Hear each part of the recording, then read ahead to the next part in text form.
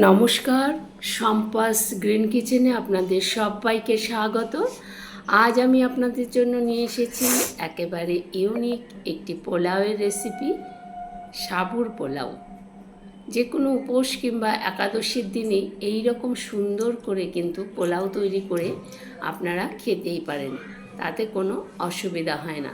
একেবারে নির্জলা উপোসের থেকে এই রকম শুদ্ধ সুন্দর একটি খাবার আপনারা খেতে পারেন। এছাড়া ব্রেকফাস্টেও কিন্তু এই রেসিপিটি তৈরি করা যায় মাঝে মধ্যে।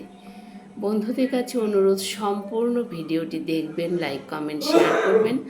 আর যারা নতুন বন্ধু এখনও আমার চ্যানেলটিকে সাবস্ক্রাইব করেননি, প্লিজ তাদের কাছে অনুরোধ, সম্পূর্ণ ভিডিওটি দেখার সাথে সাথে একটি সাবস্ক্রাইব করে বেল আইকনটি প্রেস করে চ্যানেলটির পাশে থাকবেন।